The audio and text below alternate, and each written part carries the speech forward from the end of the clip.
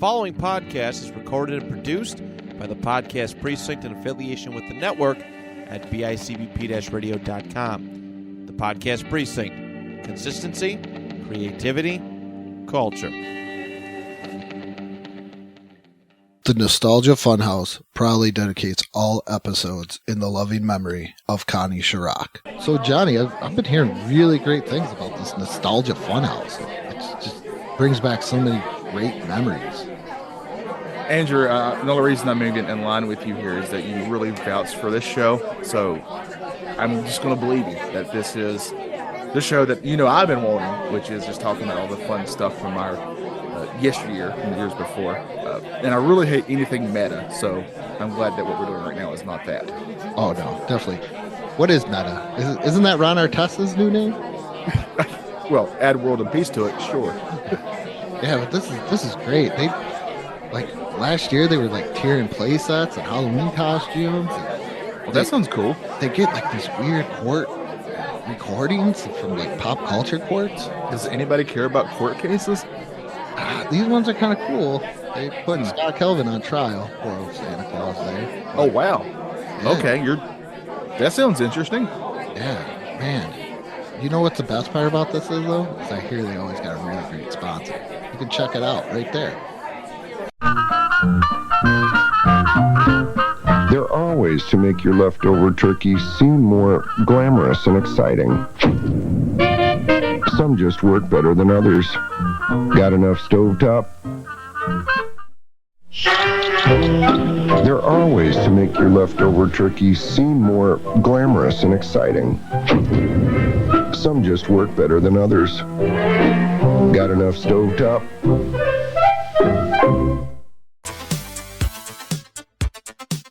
Hello, welcome to the Nostalgia Button House. I'm Johnny. He's Andrew. And together, we have watched the perfect Thanksgiving film, Curly Sue, just in time to give thanks to all our loved ones. It kind of has a good family feel to it. Oh, it's not cliche at all. By that I mean it's completely cliche in every sense of the word. I have a note after rewatching it and saying, I got all kinds of notes.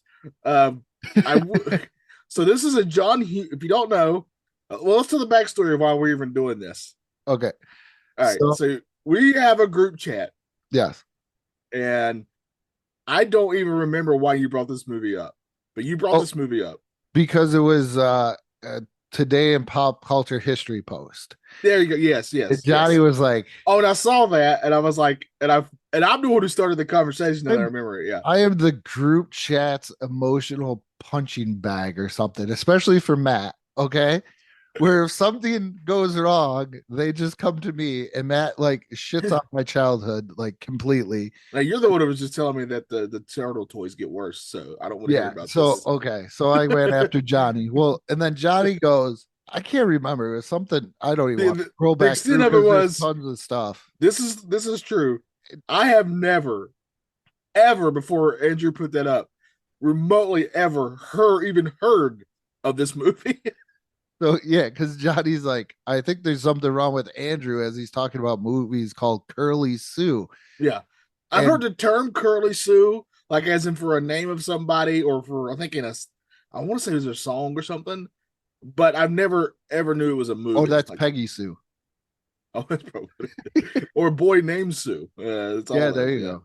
Two great songs though. Oh yeah, they rule. Yeah, but does Curly Sue rule? We'll find out. The other thing too, this is a John Hughes film. Yes. And of course, he's coming off of in 1990 a little movie you may have heard of called Home Alone. I've never seen that. Which was a giant success, right? Humongous box office success. And this comes out a year after that. Yes. So in 91, he did Career Opportunities, Only the Lonely. This is the one that I wanted to do for Thanksgiving, but I can't really find it streaming anywhere. Plus, two, you've never seen Curly Sue. I don't know if you've ever seen Dutch. It sounds familiar. I've gone that. with Ed O'Neill. It's kind of like when they were like, yeah, we're going to make Ed O'Neill into a movie star. me and Ed O'Neill went out and we went Dutch. But yeah, so that's his 91. He didn't really do too much after that. John Hughes. No, not Home Alone 2, not the Planes, Trains, Automobiles, none of that stuff. No, I'm talking about after. Oh yeah. Like Beethoven, Dennis the Menace, like these are just ones that he was like either the writer, producer, or director on. Yeah. But the point being is I got a little excited more looking to this movie because John Hughes, he's got movies I really like. And good John Hughes. Yeah. And I found out that this movie happens to have Steve Carell's first movie role in it. And I got really excited. I love Steve Carell. And then I found out that if you don't pay attention, you will miss him because he doesn't say a word. He has a small bit, but they do say the name of his character. Yeah, it's like Telslow or something like that. Tessio. Tessio, yeah. So don't watch this for that. It's not worth it for that. Just letting you know. Now, the other thing, usually when me and Andrew do a movie on here, we talk to each other during the week about the movie as we're watching it. You told me not to tell you anything. I said radio silence. And that's what I did. The only thing I told you was like, hey, I watched it. Basically all I told you. Yep. And I told you I watched it again for a million times. This is a cheater box movie for me. So like I've stated before, my father had a cheater box, and on the weekends, especially wintertime, it's Western New York. You're not really going outside, and if you are, you're not staying out there for more than I grew up in the 80s or 90s. So for 2 hours, and then you get told, why did you stay out there for so long? You're gonna get frostbite, even though nobody came to get you. Also, I lost my Wiley kit. Oh man. RIP to my Wiley kit. Because I buried it in the snow. It's my own fault. I buried it in the snow. It was a Thundercats thing. Yeah. You know what's really sad is, once again, I don't remember my kids' birthdays off the top of my head. But if you took me to my old street that I grew up on, I could pinpoint right where I buried that Wiley kit. Isn't it weird how you remember stuff like that? Yeah, it's horrible. And that's like, that's got to be what? Thundercats came out at 85, so this is probably like 86. Yeah, somewhere around in there. Yeah, you were just a wee lad. Yeah, as they say. Yeah, but that's so. In other words, you have some nostalgia for this movie. I do not whatsoever. No. So Johnny never seen this, and actually, I went to our friend Brian, and I was like, "Did you know Johnny's never seen Curly Sue?" And he was like, "Not even not seen it. Never even heard of it." Yeah. So let's get into some Curly Sue, not to steal a line from another former podcast of Johnny's. Yeah, Curly Sue. I could do it because I'm the one who would usually do this. Let's get into it. There you go. Look out, America. The world's smallest con artist is in town. Why don't you pick on someone your own size, you big ugly chump? She's got a killer smile. Crack me right on the top of the head, all right? You're gonna cry. A knockout swing. And a partner. Okay. In crime. We don't steal. But we cheat. We don't break any laws. Well, some laws we do. Not the good ones. They know a good scam. When they pull one. You killed my daddy! You're nuts! What possessed you to invite vagabonds into your home? Now, they're going from the poor house to the penthouse. This was the Ritz. From director John Hughes, creator of Home Alone, comes James Belushi in Curly Sue.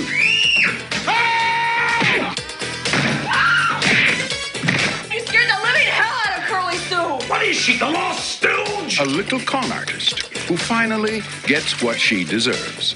A family. You're a man. She's a woman. Give us a kiss. Please, we're in public.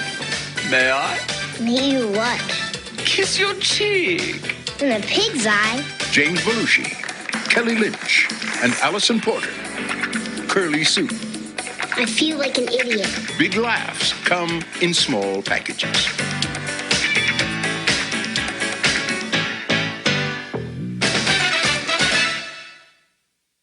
So we'll start from there. Trevor's going to sue me for copyright.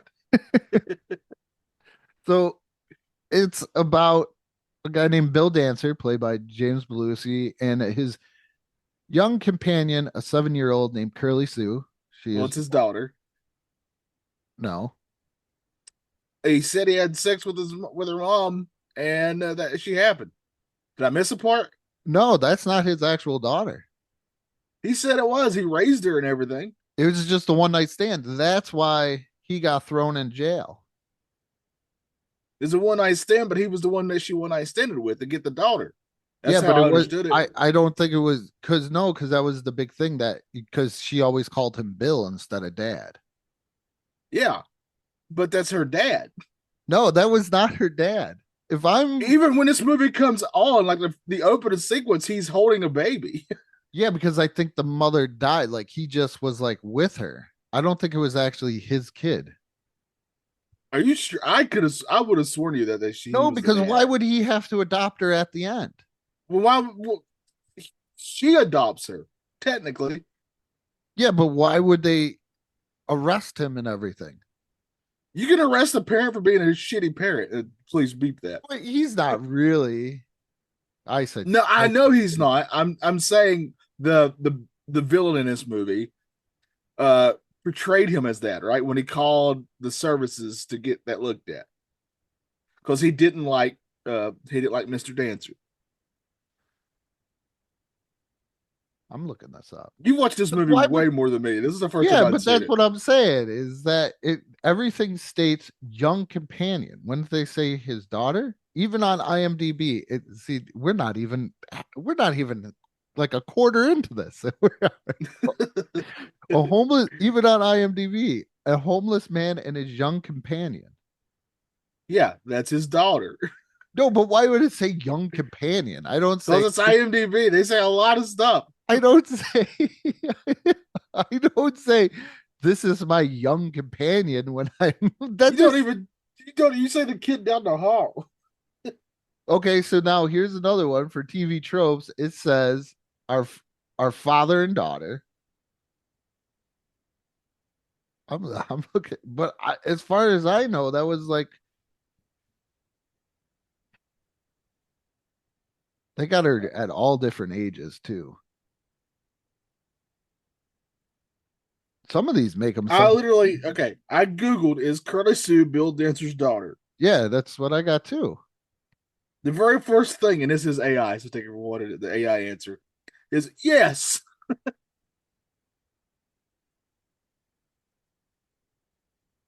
So I clicked on one for the Curly Sue fandom and it said, one night Bill tells Gray he's not Sue's father. That's what I thought. Okay, I think you do win this because surrogate daughter is what it goes and clarifies. So. I was gonna say because that was like one of the big deals. Well, this is on the movie for not making this more clear for me. Maybe because I've watched it like a million times. Yeah. Okay. That makes this way more weird, and he should not have had this kid with him. Well, yeah, I think that was like the whole point behind this was like, now I'm starting to think maybe that guy who was a complete D-bag the whole time, maybe he was on to something. No, I don't think he was, Johnny. All right. Well, all right. So they're homeless, and what they do is they're drifters and homeless people with a code. You learn that throughout the movie. They only break certain laws, not all laws. Yes. Yeah. They only get enough to get by. Basically, yeah. But she doesn't go to school. Nope. She's learning. Only things she knows are things from the streets that he's taught her to get by. She can only spell certain big words. She can't spell cat. No. She can't read. Yeah. Another thing is Billy kind of Madison would make fun of her. What kind of name is Gray? That's a terrible name for a character. That I thought, okay. I didn't realize that was her first name. Yep, sure is. So But at one night though, when they finally get to, because it's John Hughes. Can everybody guess if you're watched any John Hughes movie? What city are they in? you'll never know. You'll never guess. I bet it's pretty windy there, though. Yes. And I bet Michael Jordan once played there. That's right. Washington, D.C. No. I bet. That's right. The capital. But they're in Chicago, and then their first night there at a shelter, Curly Sue has a ring. That's why I got to kind of bring this up. Is it gets stolen by the guy that plays the gangster in the gangster movie in Home Alone. Right. Yeah. And he pawns it. So Bill's feeling bad, but they need some food, Johnny. They need some. Yeah. Food. So they find a parking garage, and they find a Mercedes Benz. Well, before we do that, okay. Because I want to talk about this before we find a Mercedes Benz. Before me and you find this Mercedes Benz, am I gonna hit you? They're How are you gonna hit me? Yeah. They're hungry, and they go to this restaurant, and they're doing this whole. This is the Steve Carell. I get you now. They do this whole little bit, right, where like it's a really fancy restaurant, and the guy's like, you can't come in here, and Bill's doing all this shtick trying to buy time for Curly Sue to kind of go behind the guy and grab some food before they get tossed out. But not only do they get tossed out, the cook or the chef in the back comes out front and literally not only takes Bill outside, he drags him across the sidewalk and just chucks him into the van. Yeah, that's a bit much. This gets very campy with sound effects. That's the other thing too about this movie that really confused me. I think it didn't know what kind of comedy movie it wanted to be. Yeah. If you know what I mean. There's some slapstick here. There's some other types of comedy, but it's sort of a mixture here. Like even like to set up the scene of them going to get hit by this car that you're about to talk about. She has to hit him with that stick, right? Yeah. And she hits him with that stick, and then you can definitely tell if you didn't know this was John Hughes, you would know in that moment when she hits him in the stick and he goes flying back. Like that looks just like any of those scenes in Home Alone with the one of the burglars. I wonder if Wet they was trying to do a little bit like of a Home Alone, get this young lady catapult into Macaulay Culkin status. Yeah. I'm going to make this statement. She's really good in this movie. Yeah. She's very good. I like when she calls the chef a big ugly chump and kicks him. Yeah. I also sometimes forget in life that I grew up in an era where we had smoking and non-smoking in restaurants. Yep. Sure did. But so Bill says, okay, you're going to hit me with a stick to make it look like the lady backed into me with a car so we could get some money or some food or something. Yeah. There's a lot about this plan, though, that's really confusing to me. Like, I get that's like a common scam people do run, right? Is set up an accident type of thing. But usually it's like to get insurance money, get like a big payday. Curly Sue states after this happens, after what you talk about happens, they're hoping to get $50 out of this. Yes. But so they make him feel like she hit him, and then they end up at getting a meal out of her though at Rockefeller's House of Beef, which the food looks so good, but because she's supposed to be playing this high profile attorney snob, because that's what Gray is. She's a divorce attorney that's cutthroat. They really set her up to be like very set in how she is. She doesn't have a family. No. Very high class, has a lot of money. The guy that she's seeing, who's the villain in this movie, they both make a point because she calls him while they're at this restaurant, this beef restaurant, and they're both talking. They make it seem like, oh man, why are you there? That's the worst place you can be. But this place looks so.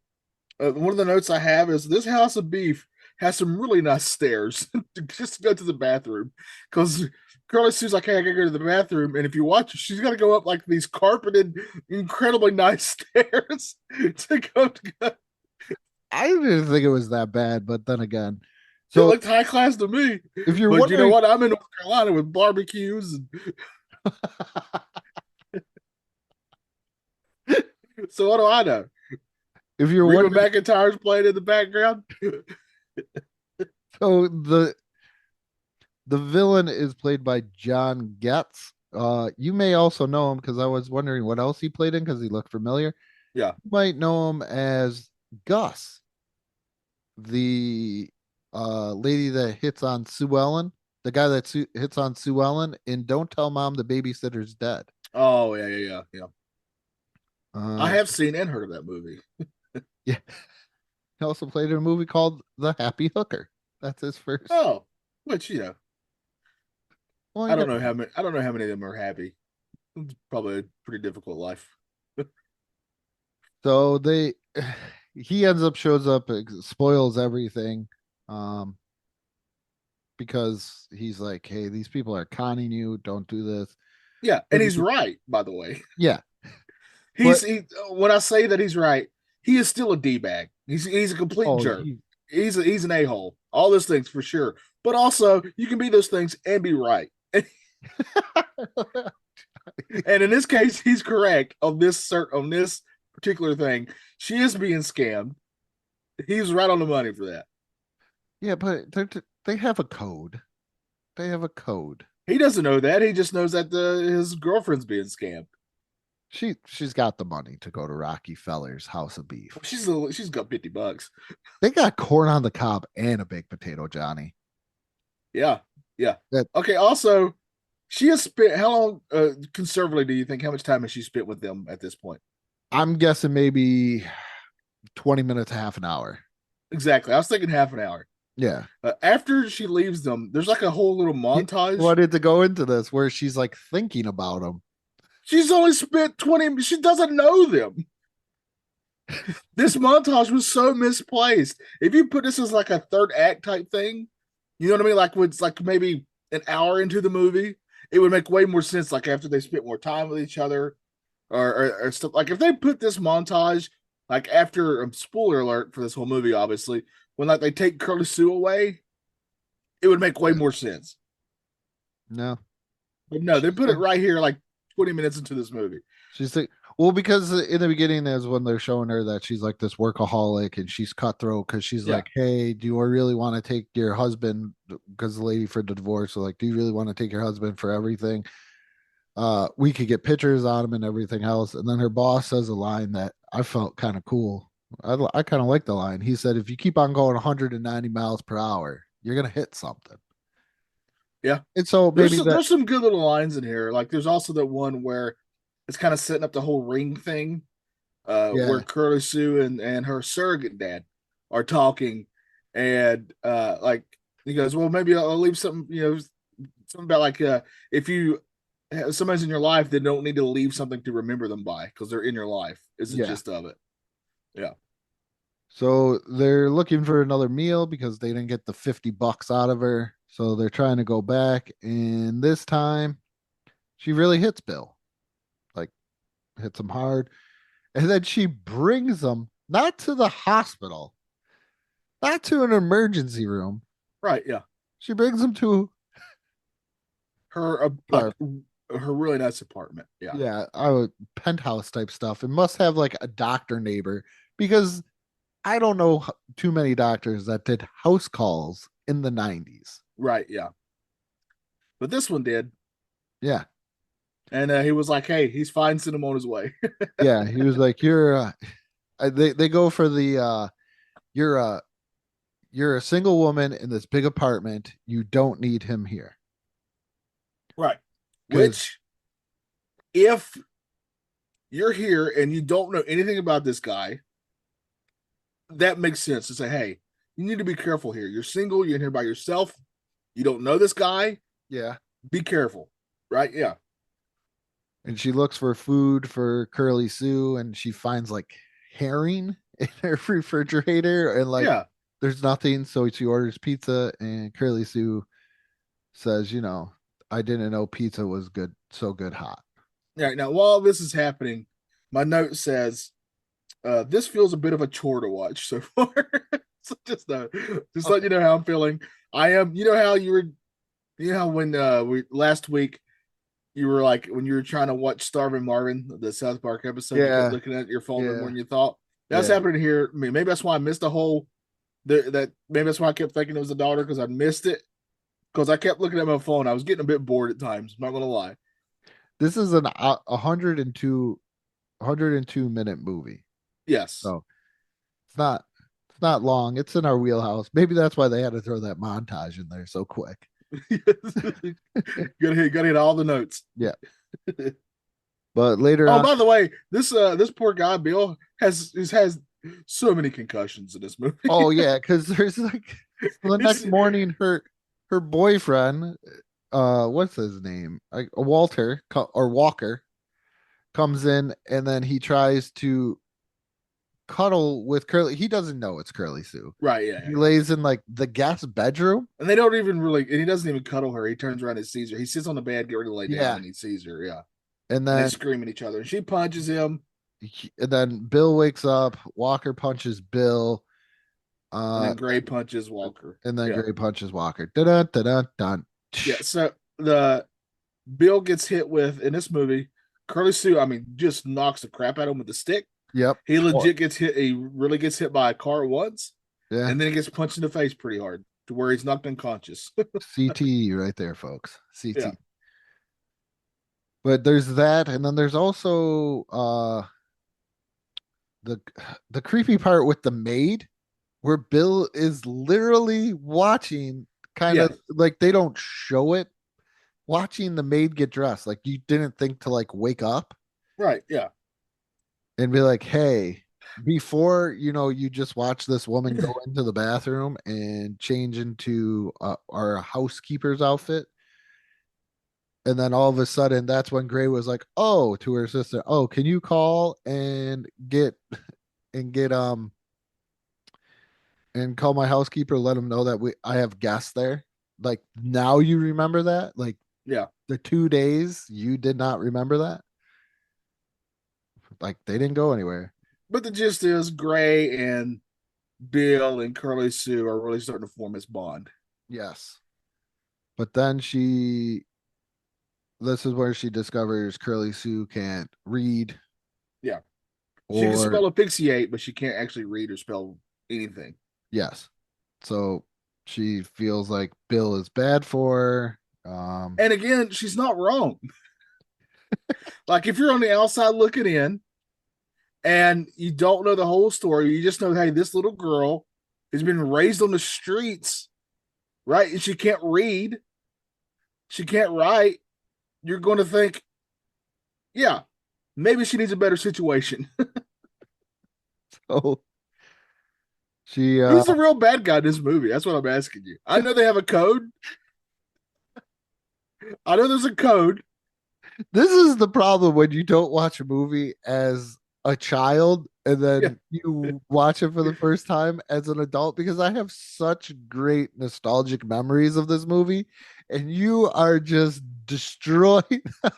An honest thief, still a thief. The reason I excuse a lot of their thiefness in this movie is because they're trying to feed themselves, right? Like when you're doing that, I understand it, and it's less of a deal for me. Like I get it. They should just look for barbecue. Yeah, it's so cheap. I still don't know where Matt gets that. Barbecue is some of the most expensive food you can get. Dude, if you would have seen when we went to the barbecue place just on a whim, it's all the prices and what we ate. I was like, oh my goodness, I'm not gonna recover from this. And you looked at our platter, it was like nothing on there. I can't express to you how many times I went to a barbecue place and I'm going to get some ribs. I love ribs. Then I look at the menu and I see the price. I guess I'm getting chicken fingers. Let's get chicken fingers. One of the barbecue places by us, I got so excited because I don't know if they raised it, but they will sell a half a chicken for $8. And wow. So that's a good deal, and it's a good chicken. So that's what I get. I'm with you. I'm like, oh man, I'm gonna get ribs, and I'm like, oh, that much per pound? I don't think Matt understands that you pay per pound Yes. instead of like. Yeah. I wonder if he ever if he knew that instead. I actually do know the backstory to it. He when he went on vacation to Tennessee, he went to a barbecue place and he got sick from it. So I think it's ever Okay. since then, barbecue has been like his worst enemy, which I get. Okay. If food had made me sick, I'd be very upset with it. My brother ate ribs when he was younger, and then he went outside and played, and like kids will play fight, but a kid kicked him too hard in his stomach. Yeah. The ribs came back up, so he'll never eat ribs again. When I was in high school and in the youth, our youth at church would go to our pastor's house and we'd have like dinners and get-togethers, Mm. And this was near Halloween, so there's like candy and stuff, and I was sitting there and I had one of those dum lollipops, those little small lollipops. Yeah. And I was I was sitting there and I had it in my mouth, and somebody said something really funny, and I laughed. And the whole thing, when I laughed, it was just on my mouth, sucked, and I swallowed it whole. He went right down. Yes, completely. It never came back up. But I felt it. You know what I mean? Like you cannot not feel that. And I never had a lollipop since then. I've legit never had one since then. I refuse. I can see why. But so she feels like she finds out more of the story. She feels like Bill is abusing Curly Sue. Now let's also talk about, how does she get the name Curly Sue? It's got to be because of her hair, right? Oh yeah, Johnny, I knew you were gonna mark out for this one. It's because Andrew. Why? Because one of their traveling buddies was crazy and thought she looked like looked like Curly from the Three Stooges. That is the reason why she is known as Curly Sue. And just so you know, Curly from the Three Stooges is bald. Yeah. So it makes it even more. She did say he was a little nuts. There's all kinds of jokes in here that just don't feel right in this movie. There's this one scene where it's Gray and her boyfriend, and they're at a really nice restaurant, and the cell phone rings, and everybody, and this is early 90s cell phones, and everybody picks up their phone, and he goes, "It's me and it's mine," which in some comedies that would work and be kind of funny, but in this one I'm like, it just doesn't feel like that scene belonged in this movie to me. I think it belonged in a way to show how snobby and high class that restaurant. Oh yeah, I get, because that's the only thing that I get, and that's all I could think about was like, I even put in my notes, only the rich had cell phones back then. Yeah, true. But she tries to tell Bill to leave. Bill says, "I'm not leaving unless I leave with her," and then she's like, "Oh, whatever, you can stay," because she understands his position as the homeless pair are in. She understands. Yeah, after he threatened her, of course, Yep. But then all of a sudden she's like, yep. Yeah, I'm just saying, yep. Okay. After he threatened her physically, yeah. Uh-huh. Well, okay. Well, what did she say? If you don't understand that joke, I'm sorry. It was not meant to be in the way that it is. It's see panel discussion. Yeah. But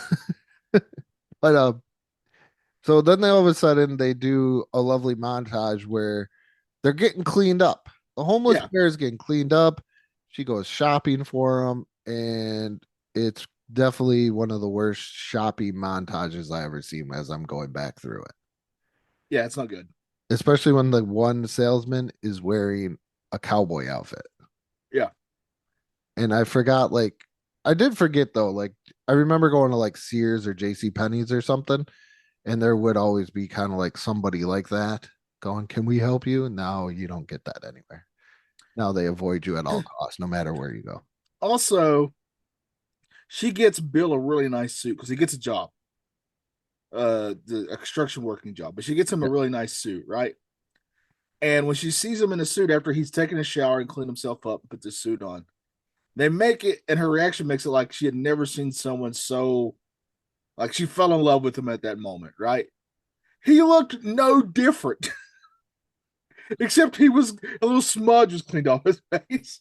I gotta say that, and then one of the other funny parts too is when Curly Sue's finally all like dressed up and everything, and she's still wearing her same old like Nike sneakers that are all beat up.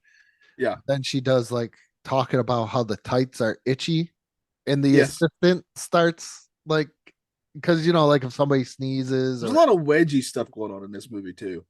yeah, it's Like even the doctor at the beginning when he walks out, he pulls a wedgie out of his pants as he's walking away. some Like tight just random. It's just randomly. Well, that's their the stick up the butt because they're rich folk.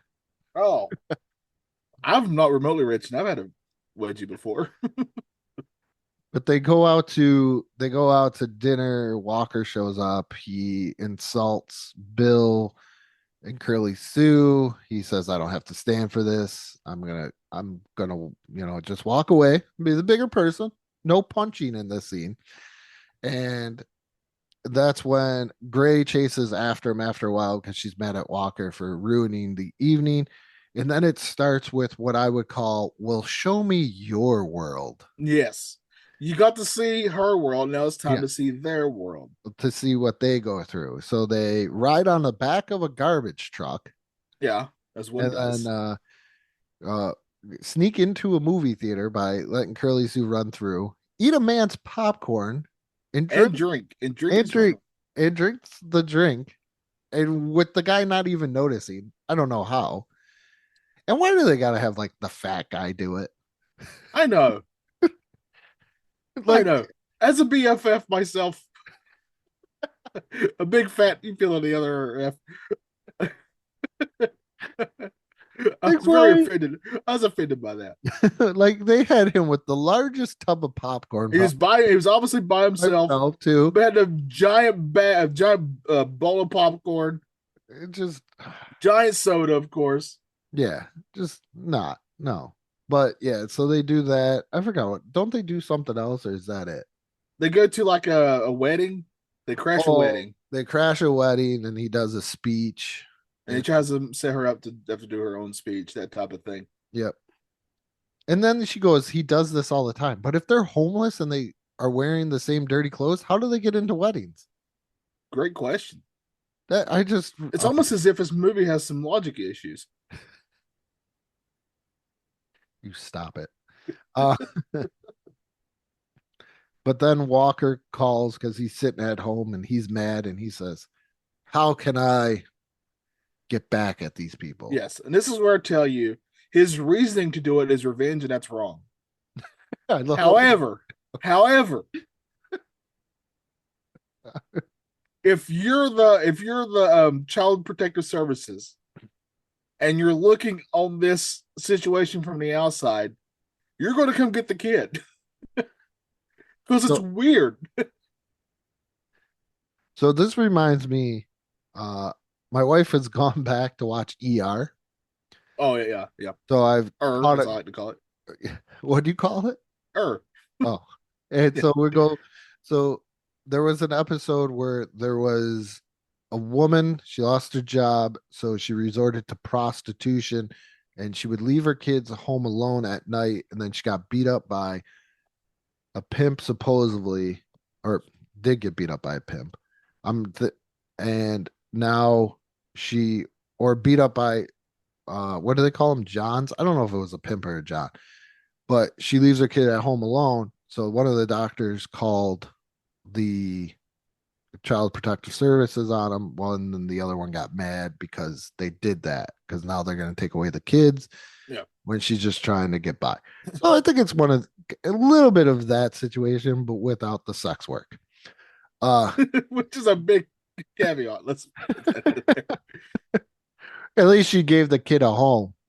I'm just yeah. I'm just saying if you're a social worker and you're given this situation, you're looking at this situation, you're like, yeah, this kid needs to be taken off the streets. But she wasn't on the streets. She can't read. But she wasn't on the streets at this point. And she's way too smart not to be able to read, by the way. She's a really intelligent girl. Yes. She's very. And again, I cannot overstate this.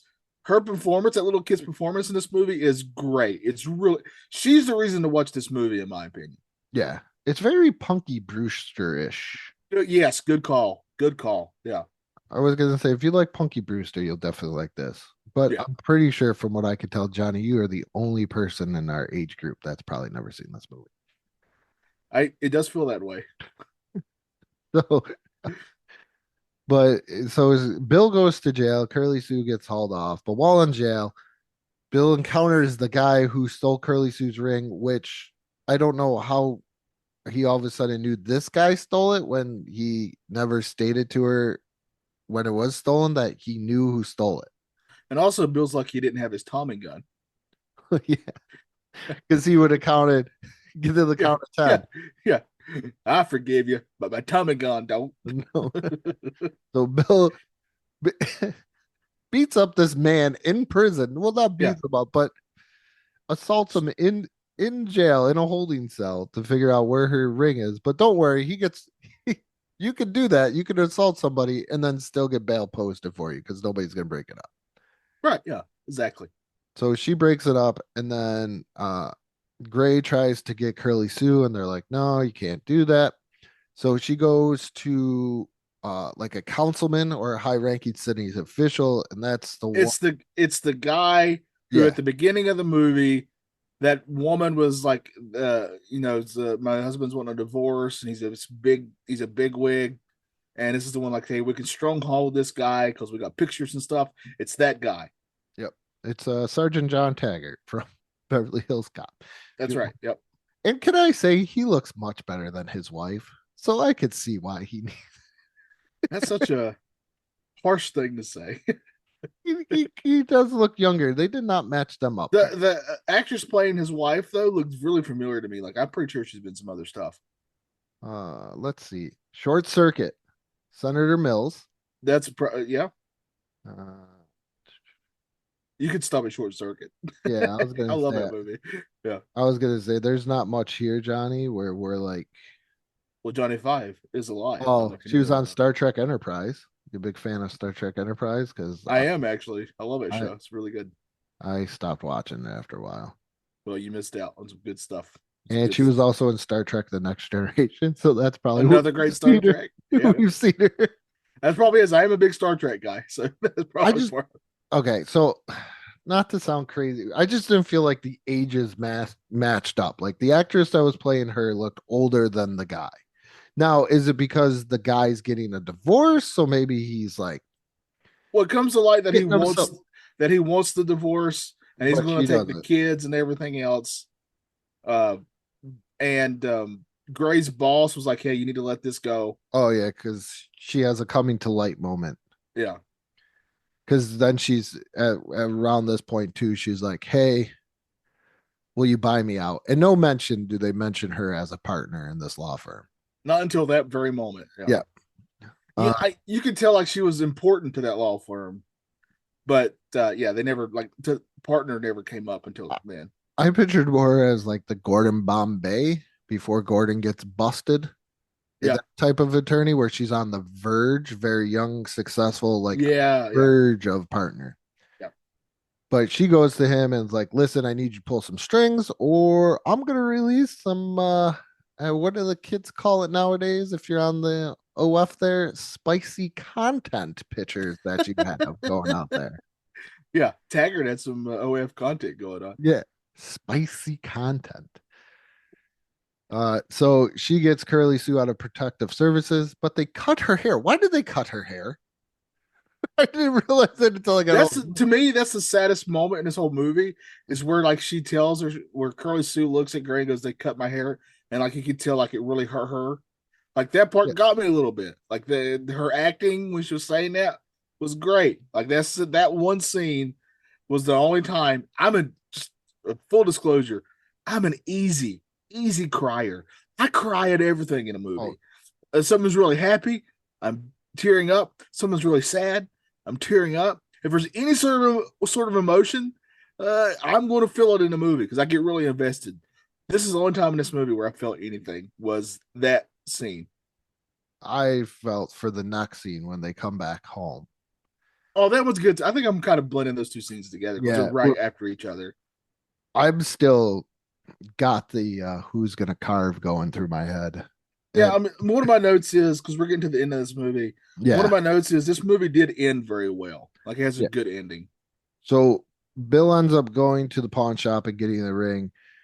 Curly Sue and Gray go back to the apartment. They discover the ring, which Sue takes a sign because he does talk that you need a mother. You can't Yeah. just be with me. You need so he is kind of looking out for her. Yeah, after like 8 years, finally, he remembers that, or however old she is in this movie. So He finally gets it. Johnny just tearing away the fabric of my childhood going on here. So this is how I felt for McAmee. Just let you know. So that's a horrible movie, Johnny. I will never change my mind. I don't know if this was that much better. I hate to tell you. Both movies have really good kid actors. I'll say that. Johnny. Yeah. Did we just go there? We did go there. I went there. That kid? I have a penthouse there. That okay. So talking about penthouses. So we're back at their penthouse. She sees the ring. She takes it as a sign that Bill's left because of what she said before. If somebody gives you something, they're about to leave. But there's a note, which I don't know why Bill left a note when he knows that Curly Sue can't read. But it's the note should have just said asphyxiate. That's the only word she knows. Yeah, and then that's where she knows that he was there. So which he probably just taught her as like a parlor trick there. Yeah. But all of a sudden, Gray reads the note and says, Bill is in the living room where he's like standing there by the fire. Yeah. He literally could have just walked into dramatic turn. He could have just walked into the room. He didn't even need the letter. Yeah, but the dramatic effect. That's the only reason to do it. Yeah. So then Gray and Bill legally adopt Sue, and I guess they're kind of allegedly they got married according to Wikipedia, and the film ends with them dropping her off at the first day of school, where one of the most classic things also with the tights and the when she licks her fingers while eating the pizza, this part too where they go in to give her a kiss and then she stops them with no Republic. Yeah. And this thus ends Curly Sue. Yeah. All right, before we get into our overall feelings, who would you be in this movie, Andrew? Oh man.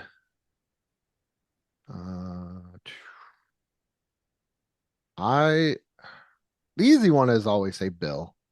Yeah. I think I'd rather be the boss. Yeah, he's a fun part, I think. Yeah, I think I'd be the boss. I can't remember what his name was, but I think I'd be the boss. I think I'd be Tessio, so I wouldn't even have a line, and I could get it. I'll be in there in and out, and I want to do this god awful movie. Oh, stop! Bernard Oxbar. I would be Bernard Oxbar, played by Fred Thompson of Law and Order fame. I'd be the bad guy because I'd feel justified. I knew in you my would. actions. I knew you would. I knew that was going to happen. Because I'd be justified. Oh, you're so. Or my secondary character would be the salesman in the cowboy outfit. Oh yes. But Johnny, or I'd be the doctor. That might be a fun one because I get to pick my underwear out of my butt as I'm walking away. Or could I be the guy from Rocky Feller's House of Beef that yells T-Bone? Yeah, there you go. I'd like to be him too. You know, he has more lines than Steve Carell in this movie, I believe. He certainly does. If you have any line, you have more lines than Steve Carell in this movie. The man yelling T-Bone has more lines. What was Steve Carell's second thing after this? Where maybe he did have a line. That's a good question. I don't know. Because this is a young Steve. I would probably be 2003. Street of Pain, but that's a short film, and Mark might be Bruce Almighty. He doesn't get into, from what I can remember, like the reason he even starts getting movie work is because he becomes a big deal on the Daily Show. Like, you remember that? And because he was awesome on there, he was very funny. Back when I don't know anything about the Daily Show now, but it used to be good. So, yeah, when they actually had like funny reporters that Yeah, who did like they were just funny to watch their own. Those are my favorite things is when they'd go do stories. They were obviously parodies of news stories, and I love that stuff. Big Mo Rocca guy here. Big Mo I Rocca. love Mo Rocca. Oh, by the way, he's got a great podcast. Check it out. Oh, does he? I used to Yeah. watch his my grandmother's meatballs or something, and Yeah. he'd go around and cook with different grandparents and stuff, and I loved it because Yeah, Mo Rocca's great. Mo Rocca rules. I think it's called like Mobituaries or something like that. It's Oh. where like he does into like deep stories from the past. It's really good. Yeah, because the only other things like in '98 he played in a movie called Tomorrow Night, but his role was mailroom guy without glasses. Yep. Also Homegrown in '98, where he played a party extra with funny pants. That's what I'm talking about. My favorite Steve Carell movie, not to get off of the topic here, is The Way, Way Back. That is good. Yeah, I really like he's incredible in Little Miss Sunshine. I don't know if you've ever seen that, but he's really Yeah. good in that. I just like him playing like the villain in that The Way, Way Back because it was Yeah. like different and he played it so well. Because Did you ever see Foxcatcher? He's incredible in Foxcatcher. no, I've never seen that. That's the wrestling thing, right? Yeah, that's that true story thing. That's really depressing, but he's Yeah, really good in it. I think that's why I didn't watch it because I was like, why didn't I watch it? And then you were like, because it's really depressing. I was like, yes, I remember. It's not a fun movie at all. Yeah, but he's insanely good in it. So Johnny, let's hear. I'll let you go because this is What are we rating this out of? Tessios.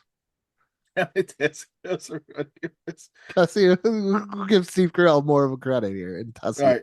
Or spicy content or face punches. Um, We could do Tessios.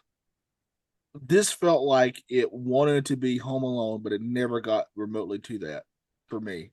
Okay. I have no nostalgia for this. So I'm coming at this Yeah. completely blind. First time I've seen this movie. So I think it needs to be a little asterisk here for that. I like how it ended. It ended really well, but there were a lot of the humor, and I'm an easy laugh. If you listen to me at all, you know I'm a very easy laugh. He is. This movie was very hit or miss for me when it came to comedy. So I did laugh a few times, but I was really expecting more. I said this before, I don't think the movie knew what kind of comedy it wanted to be. It many times was just looking at my phone, and it ultimately came down to would I want to watch this movie again. That's how I was thinking about this. This movie for me felt incredibly mid. I did not hate it. I'm not mad that I watched it, but I also don't feel any need to ever watch this movie ever again. In any sense of the word for me. I'm going to give this 2 Whoosh. Tessios. Whoosh. It's not a 1. It's way better than a 1. It's not awful, but this is a one-time viewing, and I'm fine. I don't need to see this. This is not repeat viewing at all for me. If I ever have children, don't worry. I won't make you watch this. My kids have watched this. I was just looking at real quick. I was looking at the what's her name? Allison Porter, who played Curly Sue. Yeah, she did a few things afterwards. So things Because that I looked into her too, because I was very curious. Because Very she's really good. very active as a child. Pee Wee Playhouse, Yep. Family Ties, Yep. Perfect Strangers, Mm-hmm. and The Golden Girls. Yeah. Oh, she was a winner on The Voice in 2016, Curly Sue. Because she Yeah. did sing. She did have a good Yeah. voice. Again, another asterisk. If you're going to see this, I think it's worth it. If you've never seen this before, it's currently on Tubi as of this recording. I think it's worth watching once because the kid in it, her Curly Sue, is really good. Like I think she's worth it to watch it for her. She's really good. She carries this movie, in my opinion. I like James Belushi. I always liked him as a kid, and then my father was like, "Hey, you should see his brother, John." And I saw John, and I was like, Jim ain't no John. So but that always kind of sticks in the back of my head whenever I see these James Belushi things, Yeah. other than According to Jim, which was a great little sitcom there. For me, rewatching it, even with the nostalgia, I give it 3.5 Tessios. I think this is a fun movie. If you're uh this is a kids movie, not an Andrew kids movie, but you understand. Yeah. It's a Yeah. good, like you said, if you have a family, and I'm gonna say, even if your kids are like probably 5 and up, and you're like, hey, we're gonna watch just a fun movie for kids, I think this would be fine for a family movie night. Now, am I gonna go out and I think they'll be bored out of their mind, but keep going. am I gonna go buy the Curly Sue DVD? No. But Here's am I ever gonna here's probably watch this again? Probably no.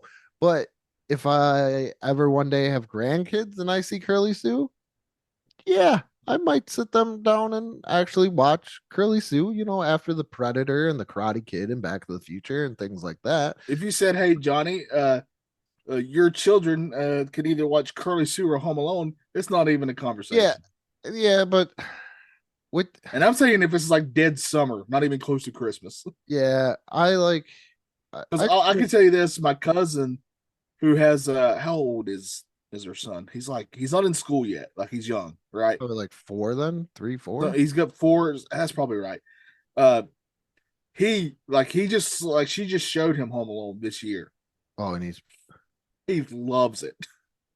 I I do agree, going back and watching it, it doesn't really quite know what it wants to be. Doesn't want to be that No. comedy, doesn't want to be that heartfelt comedy, doesn't want to be that slapstick comedy. It's trying to be everything at once, and usually that makes your stuff come out kind of mid. But again, Curly Sue herself is awesome in this. And I think that's what helps it if you're watching it as a family.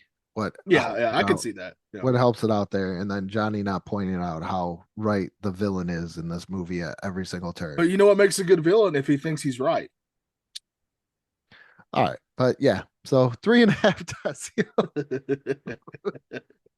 Hey, Mick Foley taught me that. A good villain thinks he's right. 3.5 Tessios. It's great nostalgic fun. I'm glad that I had Johnny watch it. Oh wait, Yeah, on Curly Sue. I'm glad we watched this instead of planes, trains, and automobiles. There's a lot of sarcasm in what I just said. The actual movie I do absolutely adore. We watched this But instead. isn't it fun though to watch a movie that you've never seen before? Yeah, I will say that. Like I did go into this with like zero expectations because I just didn't know. And The you only haven't thing I'd watched watched back before in- is I did watch the trailer to this before. Before I watched it, when I was watching the trailer, I was like, "Uh-oh." Who got Did you never guess what the selling point of this movie was? Hey, this is from the guy who did Home Alone. Yeah. And The Breakfast Club. So, and Ferris Bueller's Day Off.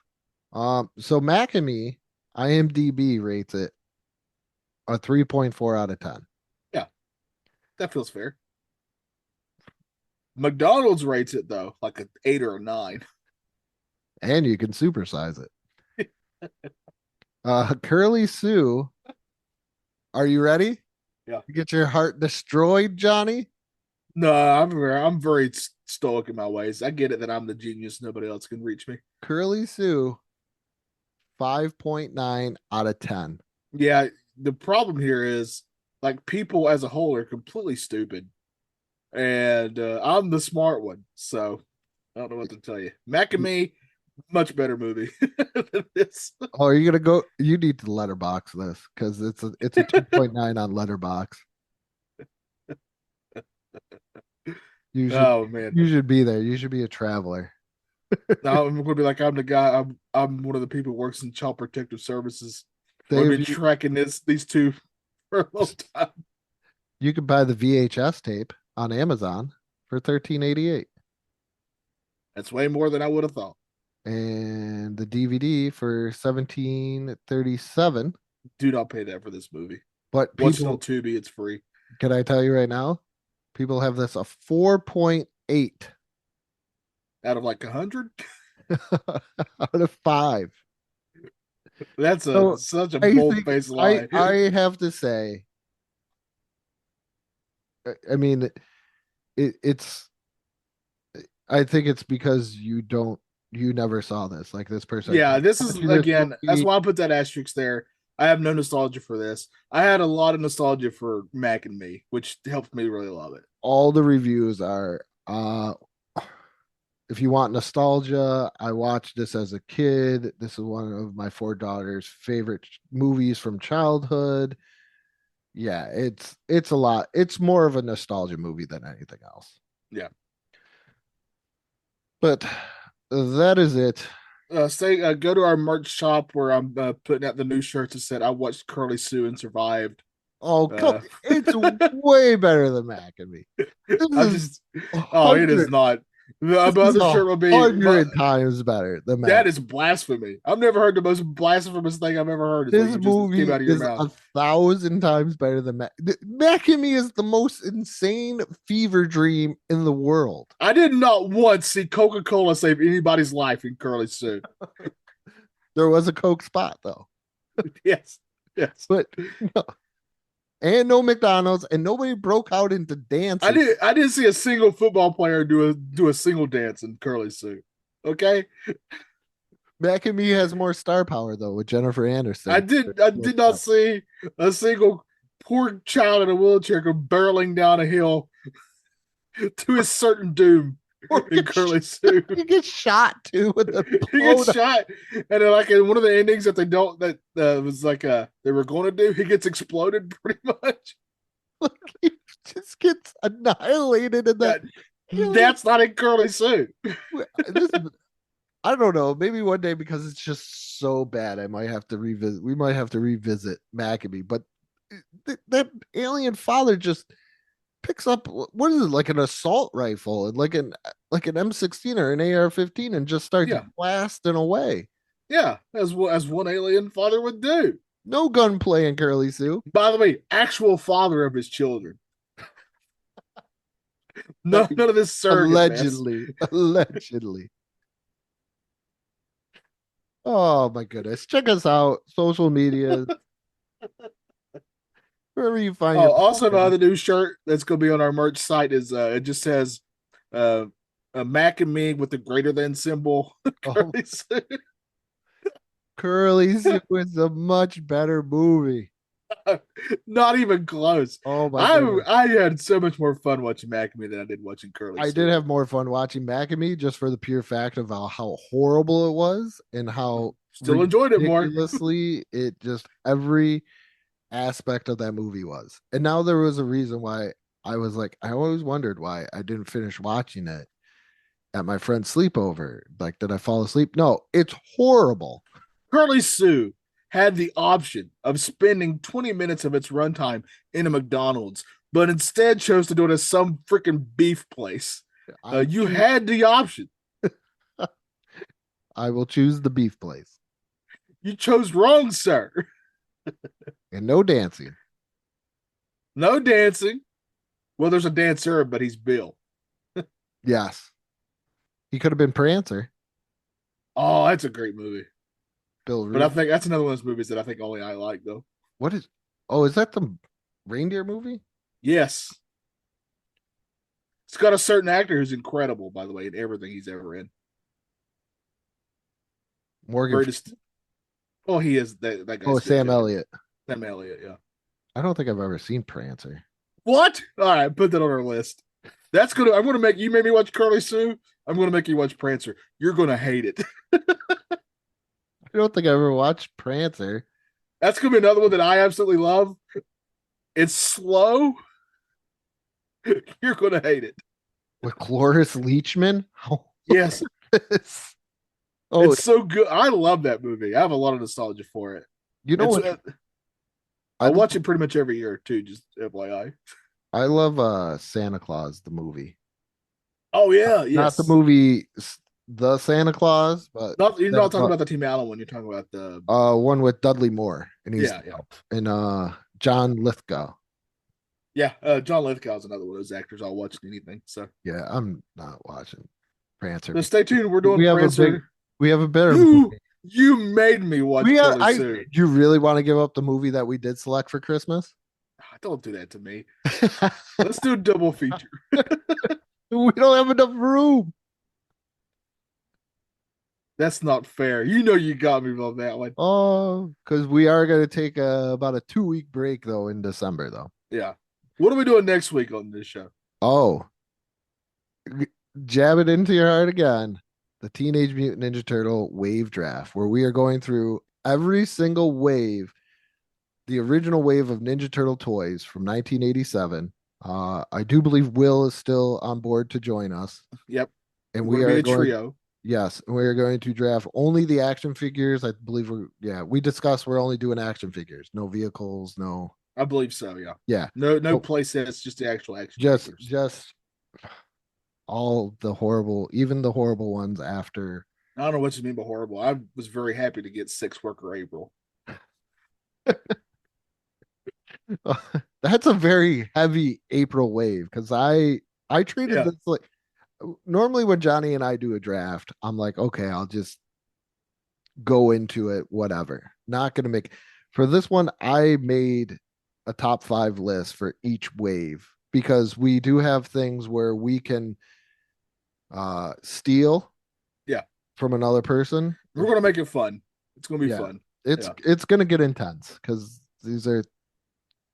we all love Ninja Turtles. Johnny and Will are probably because Will's never experienced a really good cartoon like G1 Transformers or Masters of the Universe. So that's why he so clings on to TMNT so much. Johnny is more well-rounded in the cartoon universe as well. Yeah. I have seen G1 Transformers. Yeah. Even though he do like it. Even though he didn't like Captain Power and the Soldiers of the I sure didn't. Transformers is way better than Captain Power. Oh, I think you'd agree with me on that one. Yeah, I'll give you that. Even if the robots in disguise is just them wearing lab coats. That was one of my favorite ones because whenever we play a game on the panel discussion, other than was it the Wrestling Managers? That was the only one that I won. Yeah, you destroyed on that one. Yeah. And then we did how many can you name? And I killed Will on Transformers. And now I know why. Because he doesn't watch, he's never seen it. Yeah. I think he would like it, honestly, but yeah. It's good storytelling at some points. Yeah, if you can just get used to the music playing constantly. Which I don't know why it really bothered me when I went back rewatching those. I don't understand why I would. It's just like, give me a moment. You don't have to have sound the entire time. You can take a break. I need to find something that you really, really like that I don't. Cartoon you did Macamee. What are you talking about? Oh, Macamee's so horrible. See? We've done it. Macamee's so horrible. I should just, if I was to make a list of things I would rather do than watch Macamee, it'd be like when Chris Jericho had the printer paper of all the holds that he could do. Nah, that's just being ridiculous. Yeah, Macamee is an American treasure, and I'll stand no slanderous terms toward Macamee, one of the greatest films in history. Yeah, no, but it's really wild though because me and you both of us really like a lot of movies that I think are not necessarily considered great movies. Like I think me and you both love Gremlins 2. Yes, I have undying nostalgia. That was a Cheater Box movie though. Once again for me. Yeah.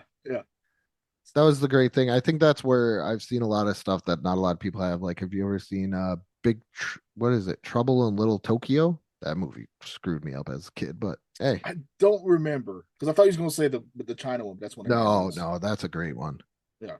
I made Jack watch that because it's pretty much a movie about a guy named Jack not knowing what's going on. So kind of fit. Didn't it? Yeah, it did. It did. He might not have realized that though. No. Just like he didn't realize Hook was a Peter Pan movie until he went to Neverland. I love Hook. I do like that movie a lot. See, I like Hook. We'll think of something. But thanks for listening. We appreciate all y'all. Next week we'll be doing the Ninja Turtle wave draft. So it's gonna get intense. It is. It's gonna get pretty wild in here. We'll find out. But check out all our social medias. Andrew does a phenomenal job on those. And with that being said, what may not be nostalgia for you may be nostalgia for some. And I gotta go watch some Mac and Me to wash this taste of curly Sue out of my mouth.